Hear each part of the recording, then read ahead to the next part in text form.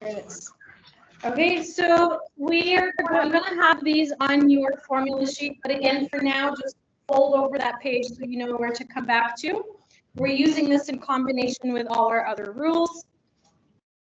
So here, differentiate this. I see two things.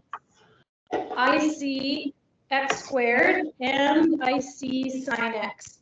So I'm going to use here the product rule because it's two things being multiplied together. So let's call this G and let's call this H. If G is x squared, then G prime is 2x, right? Exponent comes down and reduces by 1. If I have H equals sine x, then H prime, based on the chart, is cosine x. So then Y prime is GH prime plus G prime H. So this will be x squared times cos x plus 2x times sine x. And sometimes factoring helps with reducing things. This would be x cos of x plus 2 sine x. Factoring sometimes helps, sometimes it doesn't. It just kind of depends on the question. Okay, so we are combining all the rules that we have and we're throwing trig into the mix. So we have a chart that tells us what the derivatives of all the trigs are. So we're just referring back to this chart here. Okay, and if you have a note card, right, go back to the previous page, write all those rules, and on the next side, write the trig rules. So then you always have it with you. Let's take a look at example 2. Very similar to example 1. Function 1, function 2. So if G is, oopsie, x squared, G prime is 2x, H is cosine x, H prime is negative sine x, and then we put them together using product rule. X squared cos x minus 2x sine x. And factor when you can. And you can see this is a heck of a lot quicker than doing the definition of limits that we've been doing in chapter 2. 2 lines and we're done. As you guys practice and get better at this, you will be able to do this part in your head. And you will be able to just jump straight down to this part. In the time being while we are practicing, I want to see this. Please don't do that in your head. Okay? So for our quiz that's coming up, I think it's Wednesday or Thursday. I'll look at the calendar in a minute. Please make sure that you're showing me each of your steps. Yes.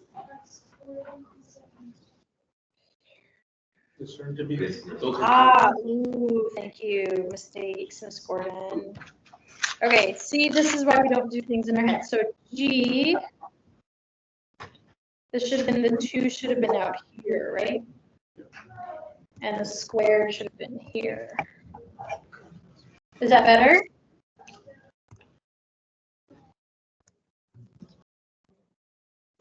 Two and x.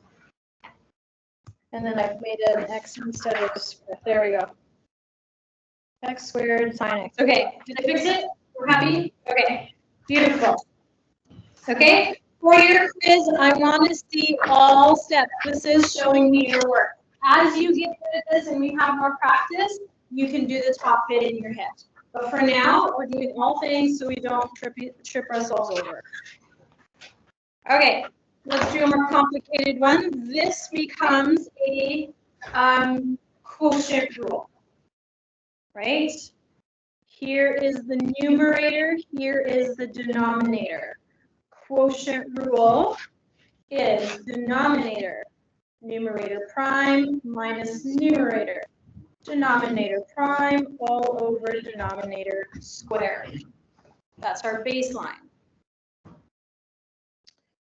Okay. Let's make a list. My numerator is secant x. My numerator prime, can you flip over, tell me what that is? Secant times tan. Wonderful. Okay, and let's take a look at the denominator. 1 plus tan x. What would be denominator prime? Secant squared x. Okay, and now we're putting it together. And our end goal, it says, for what values of x does the graph have a horizontal tangent? What am I looking for? What does horizontal tangent mean? Not quite. Slope of 0. M, which is the same thing as f prime, we want it to be 0. So first we find our f prime, then we set it to 0, figure out what x would give us this. Okay, let's take a look. F prime equals denominator 1 plus tan x times numerator prime secant x tan x minus numerator secant x times denominator prime secant squared x all over 1 plus tan x squared. So this is our original setup. I'm going to do two things. I am going to factor out a secant from top because I see a secant here and a secant here. And I'm going to distribute this bracket. So I'm going to do two steps in one. Distribute the bracket, factor out a secant, okay? So f prime equals secant x bracket tan x plus tan squared x minus secant squared x all over 1 plus tan x squared. Okay, there is one more simplification we can do that requires us to remember some of our trig identities. Can you take a moment and look at the numerator? What can we combine or rewrite using some trig identities? The top become 1 plus Is what? Yes, good. This tan squared plus, minus secant squared is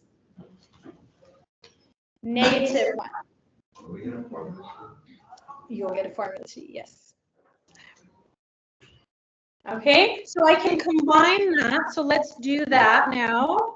Makes it way more simple. Secant x times tan x minus 1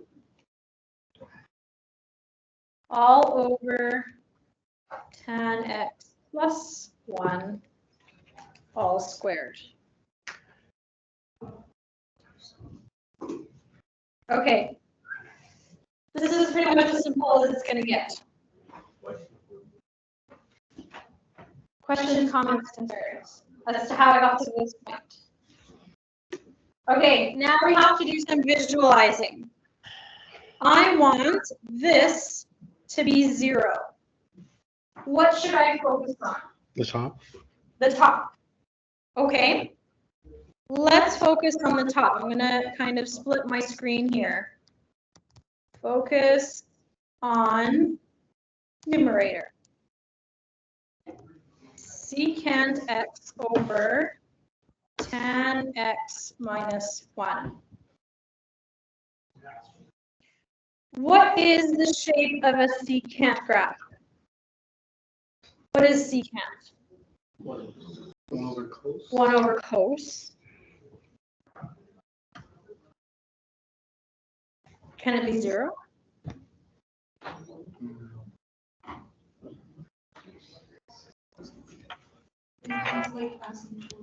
Yeah, okay, so secant is 1 over cos. Cosine looks like this. 1 over would mean all the same points here, but asymptotes here, right? Because we can't have 1 over 0. So our secant graph actually ends up looking like this. Okay, so my x-axis stays the same. Can secant be 0?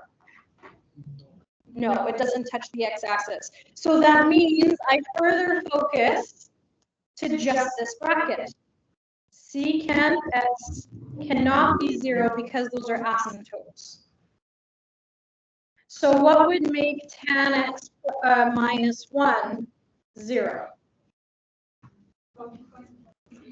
45 degrees, right? Because then tan x is 1 and x must be 45 degrees, and we're always going to work in radians. We're just going to keep it to pi by 4. Is that the only option?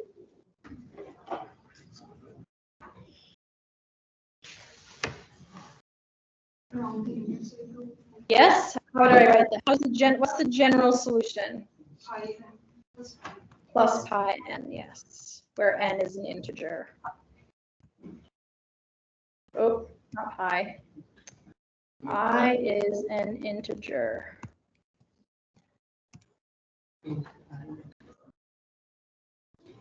Right, so it can be at pi by 4. It can be at 3 pi by 4. Nope. Yeah, isn't it pi over? Where's the pi over 2? Would those be negative? So pi over 2? Pi over 2? Think of the unit circle. Right? Pi by 4 is here. If I add pi by 2, that puts me here with a negative slope, so it's not positive. And it can't be here because then it's also negative. I want tan with a positive slope, so I can only be here and here. And it's separated by a pi. So it's pi by 4 is my starting point, plus integer values of pi. Are we happy with that? Yeah. Okay, it is going to be a bit of a mind stretch. I will give you, in fact, I'm going to print them today. How about that? I'll give them to you right now. I will print for you the trig rules and the trig identities. That'll help you go through things quite a bit quicker, okay? Let's do one word problem together, and then I'll give you some time to work. Okay, an object at the end of a vertical spring is stretched by 4 centimeters. Okay, so again, let's put our physics hat on. Here is a block, and we are attaching something onto a string. Okay, here is position 0, S0. It is being stretched, okay, 4 centimeters beyond its resting position and released at time 0. Okay, here is the function of the spring as it bounces back and forth when you let go. Find the velocity as a function of time. If I know distance, how do I find velocity? Let's take the derivative. Okay, so we know that F is 4 cos t. Excuse me. F prime. Do I use the product rule here? Why not? Because it's a constant. I just use the power, or sorry, I use the trig rule. So 4 stays 4 times what? Sine 3. Almost. Negative. Negative sinus. So the speed of the oscillations is -4 sine x. If I were to sketch it, what would that look like? Where would I start? Middle, top, or bottom? Middle? Go where? I go down to hit a what? -4. And then up, +4. So it would look like this. Okay? Any questions?